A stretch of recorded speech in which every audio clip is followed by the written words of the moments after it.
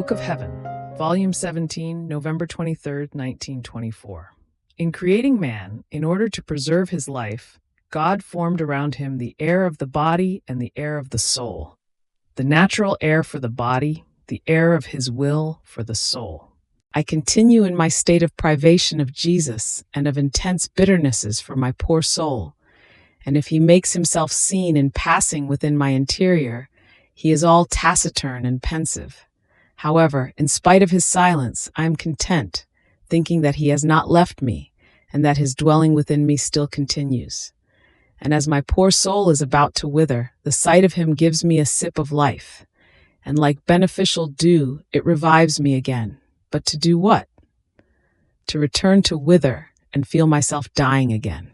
So I am always between life and death.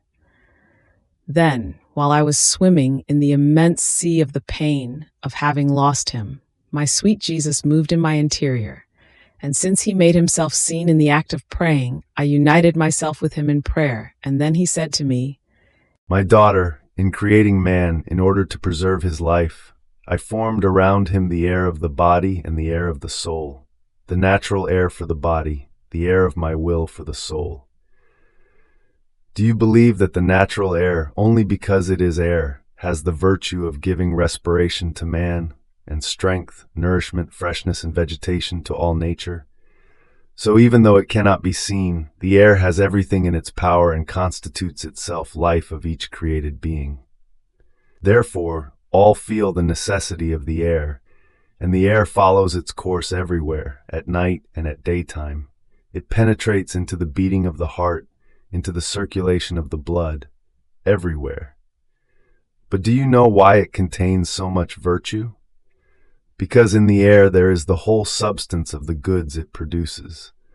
The nourishing, the respiratory, and the vegetative strength were placed by God in the air, and it contains as though many seeds of all the good it encloses. Now, if air was needed for the preservation of all nature, air was also needed for the preservation of the soul. And my goodness did not want to entrust or form another air for the soul, but my very will wanted to constitute itself air for the soul, so that all the substance of the goods it contains, like air, though invisible, might penetrate into the depth of the soul and bring her the divine nourishment. The vegetation in all goods, the respiratory virtue of all that is heaven, the invincible strength, the fecundity of all virtues. There should be a contest, the body in breathing the natural air and the soul in breathing the air of my will. Yet there is enough to cry. If creatures feel the natural air lacking, they procure it for themselves by going up to high mountains, and they express with sorrow the lack of air. But they have not one thought or sorrow for the air of my will. Even though creatures are forced to be as though soaked with the air of my will, because they do not love this balsamic and sanctifying air, it cannot place in the soul the goods it contains, and it is forced to remain there sacrificed, without being able to carry out the life it contains. Therefore, my daughter, I recommend to you, if you want my will to fulfill its designs within you, always breathe the air of my will, so that as you breathe it, the divine life may vegetate in you, and it may lead you to the true purpose for which you were created.